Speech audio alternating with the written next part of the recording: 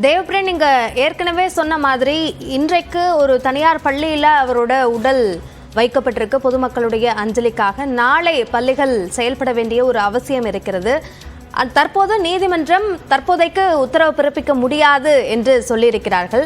உடனடியாக அடுத்த கட்டமாக என்ன நகர்வு நிகழ்வதற்கு வாய்ப்பு இருக்கிறது? ஆம்ஸ்ட்ராங் தரப்பில் மேல்முறையீடோ அல்லது வேறு மனுக்களை தாக்கல் செய்வதற்கோ வாய்ப்பு இருக்கிறதா? அரசு தரப்பில் இதனை விரைவாக முடிக்க வேண்டும் என்பதற்கான பிரயத்தனங்களில் ஈடுபடுவதற்கும் வாய்ப்புள்ளதா?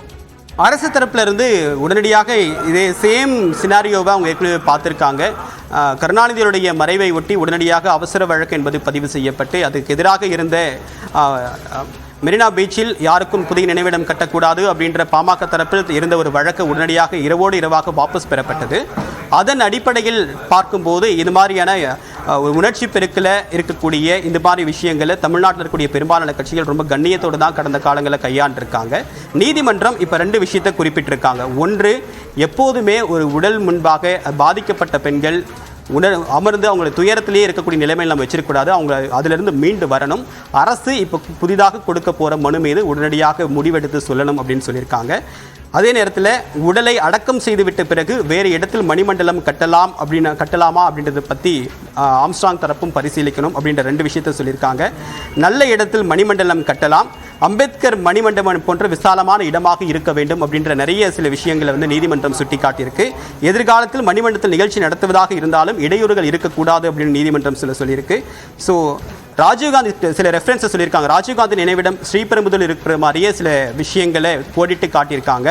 ஸோ இப்போதைக்கு உடல் தகனம் செய்யப்பட்டு வேறு இடத்தில் தகனம் செய்யப்பட்டாலும் மணிமண்டபம் கட்டுவதற்கு இடம் தருவதற்கு நீதிமன்றத்திற்கு எந்த விதமான ஒரு ஆட்சேபனையும் இல்லை அப்படின்றது இது மூலமாக புரிந்து கொள்ளுது. என்ன காரணம் அப்படின்னு பார்க்கும்போது ராஜீவ்காந்தியுடைய உடல் வேறு இடத்தில் தகனம் செய்யப்பட்டிருந்தாலும் கூட அவருக்கு மணிமண்டபம் அப்படின்றது ஸ்ரீபெரும்புதூரில் கட்டப்பட்டிருக்கு. ஸோ மணிமண்டபம் வேறு இடத்துல உடல் புதைக்கப்பட்டாலும் வேறு ஒரு இடத்துல ஒரு நல்ல இடமாக பார்த்து அவருக்கு தொடர்ச்சியாக ஒவ்வொரு ஆண்டும் நினைவஞ்சலியோ பொதுமக்கள் கூடுவதற்கோ எல்லா வகையிலும் ஏற்ற ஒரு இடமாக அமைப்பதற்கு அரசுக்கு வாய்ப்பு இருக்குது. அதனையும் கருத்தில் கொள்ள வேண்டும் அப்படின்னு சொல்லிட்டு ஆம்ஸ்ட்ராங் தரப்பில் சொல்லியிருக்காங்க.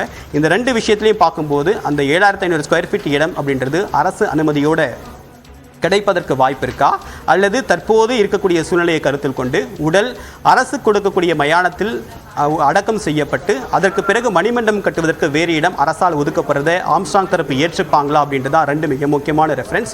ஸோ நீதிமன்றத்தில் சென்னை மாநகராட்சியும் தமிழக அரசும் இது போன்ற நிலைப்பாட்டை எடுக்க போகிறாங்க. அந்த 7500 ஸ்கொயர் ஃபீட்டில் மணிமண்டபம் கட்டுவதற்கும் உடலை அடக்கம் செய்வதற்கும் அரசு ஒத்துக்கொள்ளுமா அப்படின்றதா ஒரு மிக முக்கியமான கேள்வி. இன்னும் ஒரு சில மணி நேரங்களில் அதுக்கான முடிவை அரசு தெரிவிக்கும்.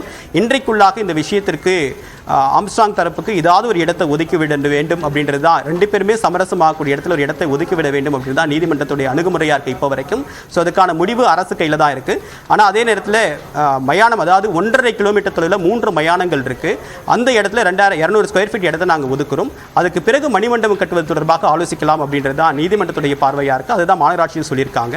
ஸோ இந்த விஷயத்தில் நீதிமன்றத்துடைய பார்வை இதுவாக இருக்கக்கூடிய பட்சத்தில் அடுத்ததாக வரக்கூடிய அரசு தரப்பு என்ன பதில் வருது அப்படின்றத பொறுத்து தான் அடுத்த கட்ட நகர்வு அப்படின்றது இருக்கும். அபிநயா, தேவபிரியன், இப்போ திருவள்ளூர் மாவட்டத்தில் அவருடைய உறவினர் வீடு அருகில் மணிமண்டபம் கட்டுவதற்கு ஆட்சேபனை இல்லை என்று அரசு தரப்பு தெரிவிக்கிறது. மற்றொரு பரிந்துரையாக உடலை அடக்கம் செய்துவிட்டு மற்றொரு இடத்தில் மணிமண்டபம் கட்டலாம் என்ற பரிந்துரையை நீதிபதி தெரிவிக்கிறார். இவற்றை ஆம்ஸ்ட்ராங் தரப்பு ஏற்றுக்கொள்ள வாய்ப்புள்ளதா? ஆம்ஸ்ட்ராங் தரப்பிலிருந்து தொடர்ச்சியாக ஒரு விஷயத்தை சொல்கிறாங்க. அவர் பிறந்து வாழ்ந்து அவருடைய மக்கள் அதிகம் வசிக்கக்கூடிய, அவர் நேசித்த மக்கள் அதிகம் வசிக்கக்கூடிய பகுதியில் தான் அவருடைய உடல் அடக்கம் செய்யப்பட வேண்டும் அப்படின்றது அவர் தரப்பு கோரிக்கையாக இருக்குது. மாநகராட்சி தரப்பில் உடல் அடக்கம் செய்யப்படுவதற்கு மயானத்தில் இடம் ஒதுக்குவதாக சொல்லப்பட்டிருந்தாலும் கூட தொடர்ச்சியாக அவர்கள் மறுப்பு தெரிவிக்கிறாங்க. வேண்டாம், எங்களுக்கு நாங்கள் இந்த இடத்துல வேண்டும். இங்கே தான் அவர் 17 வருஷமாக பகுஜன் சமாஜ் மாநில கட்சி தலைவராக இருந்திருக்காரு.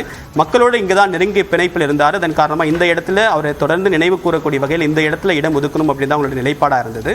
ஸோ அந்த மாற்று ஏற்பாட்டை சென்னை சிட்டிக்கு வெளியில் வேறொரு இடத்தை அவங்க ஏற்றுப்பாங்களா அப்படின்றது நமக்கு மிக ஒரு சந்தேகமாக